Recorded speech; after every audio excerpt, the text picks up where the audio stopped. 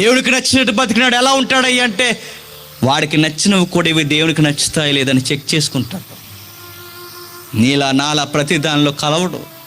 రారా రేపు పొద్దున్న ఫస్ట్ షోకి వెళ్ళిపోతాం, మన స్టార్ గారు సినిమా రిలీజ్ అయిందనగానే వెళ్ళిపోతాం. కానీ నీతిమంతుడు వెళ్ళడు, ఎందుకంటే ఇది దేవునికి ఇష్టమైన కార్యము కాదు.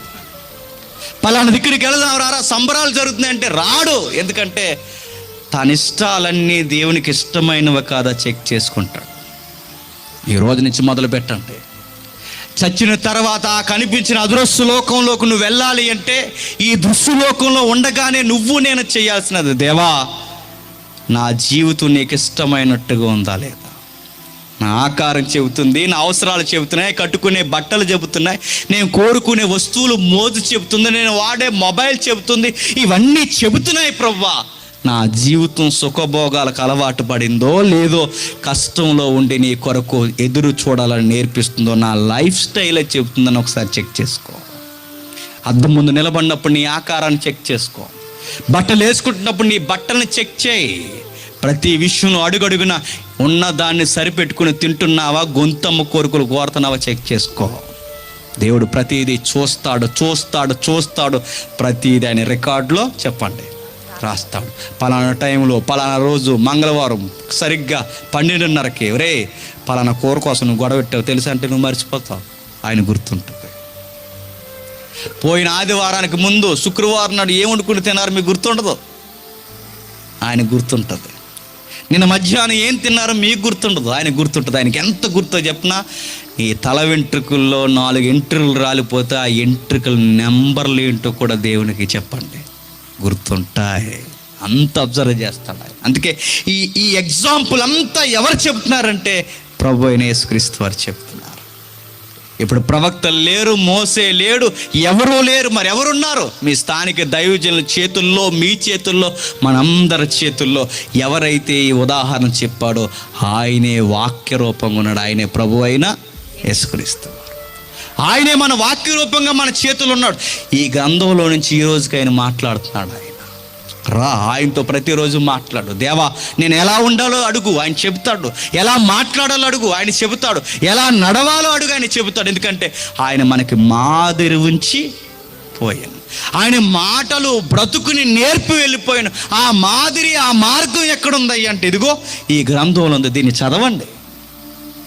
ఎలా బ్రతకాలో, ఎలా జీవించాలో, చనిపోయిన తర్వాత ఆ లోకంలోకి వెళ్ళాలంటే ఏం చేయాలో తెలియాలంటే ఇదిగో ఒక అడ్రస్ చూపించి వెళ్ళిపోయాడు ఆయన. ఇది చదవండి, దీన్ని బట్టి పట్టండి.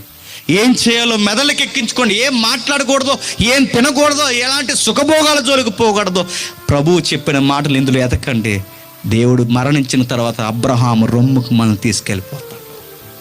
లేదండి ఇలా సభలకు వస్తానండి, హాయ్ చెప్తాను, బాయ్ చెప్తానండి, తర్వాత వెళ్ళిపోతానండి అంటే నీలాగే అలా ఆ ధనవంతుడు కూడా అలాగే తిరిగివాడట. ఆడ అబ్రహాముని ఏమని పిలిచాడు చెప్పండి, తండ్రివైన అబ్రహామా. ఈడు తండ్రివైన అబ్రహామా అన్నాడంటే, అబ్రహామును గుర్తెడుతున్నాడంటే కాస్తంత భక్తి కోణం కూడా వీడికి ఏడిసిందన్నమాట. ఆ భక్తి కోణం పూర్తిగా వాడు అబ్జర్వేషన్ చేసుకోలేకపోయాడు. అబ్రహామును గుర్తెడుతున్నాడు, తండ్రి అంటున్నాడు, వరుస కలుపుతున్నాడు, ఇవన్నీ చేస్తున్నాడంటే నీలాగే అలా తాత్కాలికంగా వర్షాకాలంలో వచ్చినట్టు వచ్చి వెళ్ళిపోయేవాడు అన్నమాట. సమాజ మందిరాలకు అలా వచ్చి వెళ్ళిపోయేవాడు అన్నమాట. పట్టించుకోకుండా వెళ్ళిపోయేవాడు. మోసే వస్తే కనీసం ప్రైజ్ లాట్ కూడా చెప్పకుండా వెళ్ళిపోయేవాడేమో. సేవకులు ఇలా వస్తున్నారంటే అవతల గుమ్మంలోంచి వెళ్ళిపోయేవాడేమో. సేవకులు ఎవరైనా ప్రార్థనకు వస్తున్నారంటే 100 ఇచ్చి పంపే, టీ ఇచ్చి పంపే అనేవాడేమో. ఎవరైనా మంచి మాటలు చెప్పడానికి ఈరోజు మీటింగ్ ఉంది రా అంటే ఖాళీ లేనంత షెడ్యూల్ ఉందని చెప్పేవాడేమో. పైపెచ్చికి దేవుణ్ణి నమ్ముకున్నాను, అబ్రహాం తెలుసని తండ్రిని చెప్పుకుంటూ తిరిగాడు. ఈరోజు మనం కూడా చెప్పుకుంటున్నాం కదండి యేసుప్రభు బిడ్డలమని.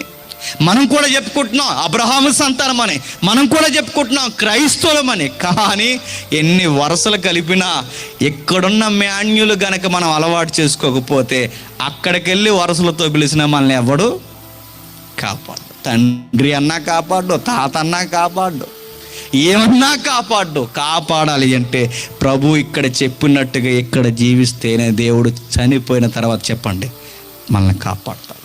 ఆ జీవితం ఉందా అంటే ఉందే, ఖచ్చితంగా ఉంది ఆ జీవితం. ఎందుకో చెప్పిన, మనం నడిపించే ఉనికి ఏదైతే ఉందో ఆ ఉనికి ఒకరోజు దీనిలో నుంచి వెళ్ళిపోతుంది బయటికి. ముగించేస్తాను ఎగ్జాంపుల్. ఇక నిజంగా ఆ ఉనికి లోపల ఉందంటే ఒకవేళ మీరు అబ్జర్వ్ చేయండి, అది ఉందగనకే నా చేయలేస్తుంది, అది ఉందగనకే నా కళ్ళు పెద్దది చేస్తున్నాను, ఉందగనకే నేను అలంకరంగా మాట్లాడగలుగుతున్నాను, అది ఉందగనకే నడవగలుగుతున్నాను, అది ఉందగనకే పాట పాడగలుగుతున్నాను. అది లేకపోతే, ఆ ఉనికి లేకపోతే ఇది కదలుతుంది, 12 గంటల తర్వాత కుళ్ళిపోతుంది. చాలామంది అనుకుంటున్నారు పవర్ ఎడితే కదిలిపోద్ది అనుకుంటున్నారు. కదలదు, మాడిపోద్ది ముక్కు. బిర్యానీ తింటే కదిలిపోద్ది అనుకుంటారు, కదల్లో. మనం బతికించేది ఫుడ్ కాదు, మనం బతికించేది పవర్ కాదు, మనం బతికించేది ఏ అయస్కాంత శక్తి కాదు, మనం బతికించేది చెప్పండి ఆత్మ. అందుకే చార్లెస్ స్పర్జన్ ఏమంటాడు చెప్పిన, నాలో ఆత్మ ఉంది కాదు, నా ఆత్మ శరీరాన్ని ధరించుకుందానను. ఆ మాటలు అర్థం ఉన్నాయి అంటాడు. ఈ మాటలు అందరికీ అర్థం అవ్వాలంటే, నాలో ఆత్మ ఉంది కాదు, నాపై శరీరం ఉందని. ఎందుకంటే నువ్వనే అసలు ఉనికి లోనుంది. దానిని గూర్చి నువ్వు అబ్జర్వ్ చేసుకుని, కనిపించే ఈ బాడీ ఎలా కనబడుతుందో, కనబడని ఆత్మ ఎలా అయితే ఉందో, ఈ రెండూ చెబుతున్నాయి. ఒకటి కనిపించేది ఉంది, ఒకటి కనిపించనిది ఒకటి ఉంది. సేమ్ అంతే, ఈ కనిపించే భూలోకం ఉంది, కనిపించిన అదృశ్య లోకం కూడా ఉంది. దాని కొరకు నువ్వు ఆలోచించడం మొదలు పెడితే నీ భక్తి జీవితం సార్థకత అవుతుంది. లేదు, వస్తాను 2 పాటలు పాడతాను, ఇలాంటి సభలో కూర్చుని వెళ్ళిపోతానంటే చచ్చిపోయాక అలాగే వెళ్ళిపోతాం. ఆడి దగ్గరికి వెళ్ళిపోతాం, ఎవరి దగ్గరికి. కాబట్టి జాగ్రత్త. మన జీవితంలో ఏమేం బతుకుతున్నామో ఈ రోజు నుంచి మొదలు పెట్టుకుని ముగిస్తున్నాను. ఇక నీ నెంబరు ధనవంతుల జాబితాలో ఉండకూడదు. ఎందుకంటే ఒకరిని సిరి విస్తరించడం వలన వాడి జీవానికి మూలం కాదు. ఏం సంపాదించాలో ఆతృత. ఎందుకంటే ఏది పట్టుకొని ఉన్నదంతా తృప్తి పడతాం. నీ నెంబర్ ఆ జాబితాలో ఉండకూడదు. నువ్వు వేసుకునే బట్ట బ్రాండెడ్స్ అయి ఉండాలని మాత్రం ఆతృత పడి నీ ధనాన్ని వ్యర్థం వచ్చేయి. నీ తినే తిండిలో సుఖాన్ని ఎతకు. ప్రతి దినం ఎంత రెస్ట్ తీసుకోవాలని కోరుకోకు. ఈ ధనవంతుడి జీవితమే మనకు హెచ్చరిక, ఎగ్జాంపుల్. అది గుర్తుపెట్టుకోండి. లాజరు ఎలా అయితే బతికేసాడో, పడితే మొక్క తినేవాడు, రొట్టె ముక్క పడకపోతే ఆ రోజు దేవుని వైపు చూసి ఆ కుక్కల కురుపులు నాగితే అలా నిద్రపోయేవాడు. కాబట్టి జాగ్రత్త. మనకి ఇల్లు ఇచ్చాడు, వాకులు ఉంది, తల్లిదండ్రులు ఉన్నారు, చక్కగా అన్నీ ఉన్నాయి. ఉన్న దానిలో అన్నీ లాజర్ కన్నా బాగానే బతుకుతున్నాం. మనకి ఏం తక్కువైనా చెప్పండి. లాజర్ కన్నా బాగానే బతుకుతున్నాం. ఏమీ లేనప్పుడు లాజర్ అంత బాగా బతికితే, అన్నీ ఉండి ఈరోజు నీకు తల్లిదండ్రులు, గూడు, నీడ, నీకు కావాల్సిన వస్తువులన్నీ ఉన్నా నువ్వు దేవుని కోసం బతకకుండా ఆ ధనవంతుల్లో సుఖపడితే నీ ఆత్మకు నువ్వే ఉత్తరవాది. దేవుడు మిమ్మల్ని దీవించునుగాక. ఆమేన్.